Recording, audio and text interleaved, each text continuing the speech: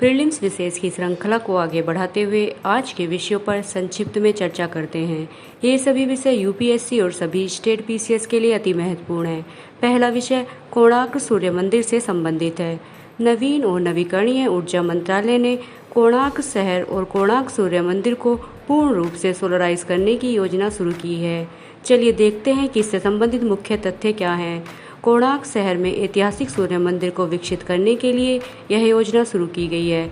साथ ही यह योजना कोणार्क शहर को सूर्य नगरी में विकसित करेगी। यह कार्य सूर्य मंदिर और सौर ऊर्जा के आधुनिक उपयोग के बीच तालमेल का संदेश देगा। इस योजना का मुख्य उद्देश्य सौर ऊर्जा को बढ़ावा देना है। चलिए देखते हैं कि योजना की मुख्य विशेषताएं क्या हैं। इस योजना में 100 मेगावाट ग्रिड कनेक्टेड सौर परियोजनाएं स्थापित की जाएंगी।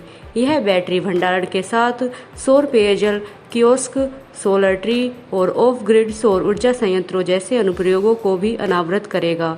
इस परियोजना का कार्यान्वयन ओडिशा अक्षय ऊर्जा विकास एजेंसी द्वारा किया जाएगा। चलिए देखते हैं कि कोणार्क सूर्य मंदिर से संबंधित मुख्य जानकारी क्या है। 13वीं शताब्दी में गंग वंश के महान राजा नरसिंह देव प्रथम ने इसे बनवाया था। कोणार्क सूर्य मंदिर कलिंग स्थापत्य का एक सटीक उदाहरण है। ओडिशा राज्य 3 महान मंदिरों के लिए जाना जाता है। इन मंदिरों को स्वर्णिम त्रिभुज कहा जाता है।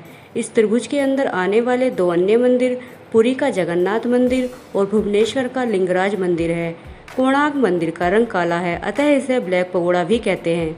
विदित हो कि जगन्नाथ मंदिर का एक अन्य नाम व्हाइट पगोड़ा भी है।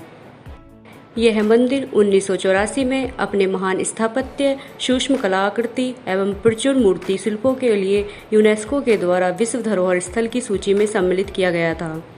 दूसरा विषय प्रधानमंत्री व्यय वंदना योजना से संबंधित है।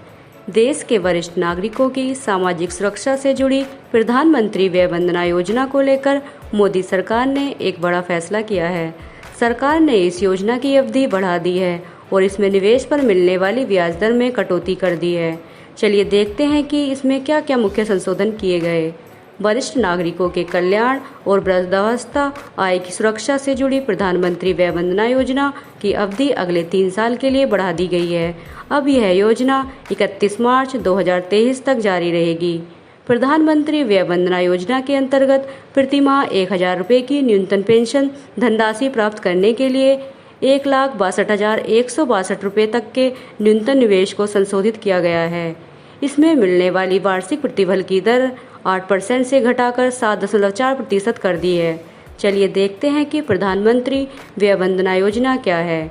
प्रधानमंत्री व्यय वंदना योजना का वित्त मंत्री अरुण जेटली द्वारा 21 जुलाई 2017 को आधिकारिक रूप से सूत्रपात किया गया।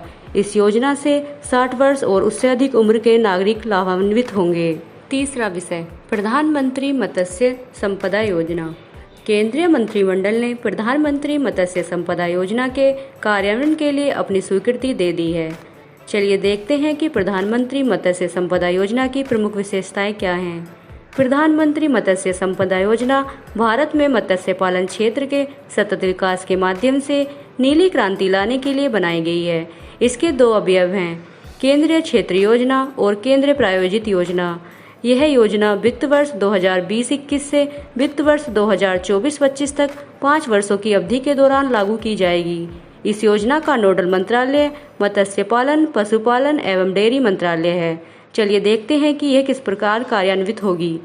केंद्रीय क्षेत्र योजना संपूर्ण परियोजना केंद्र सरकार अर्थात 100% केंद्रीय वित्त पोषण द्वारा वहन की जाएगी। इस योजना के केंद्रीय प्रायोजित योजना अवयव के 2 भाग हैं। पहला जिसमें लाभार्थी नहीं होंगे और दूसरा जो लाभार्थियों के लिए होगी। चलिए अब देखते हैं कि इसके अंतर्गत क्या क्या कार्य होंगे। पहला उत्पादन और उत्पादकता में वृद्धि। दूसरा अवसंरचना एवं फसल कटाई के बाद प्रबंधन। तीसरा मत्स्य पालन और नियामक ढांचा। चौथा विषय नेशनल माइग्रेंट इंफॉर्मेशन सिस्टम यानी NMIS। विभिन्न राज्यों से होकर प्रवासी मजदूर बिना बाधा के जाएं, इसके लिए राष्ट्रीय आपदा प्रबंधन प्राधिकरण NDMA ने एक ऑनलाइन ऐप तैयार किया है जिसे राष्ट्रीय प्रवासी सूचना प्रणाली का नाम दिया गया है। इस प्रणाली से प्रवासी मजदूर कहां पर है इसका पता लग सकता है। आज के प्रीलिम विशेष की श्रृंखला यहीं समाप्त होती है। धन्यवाद।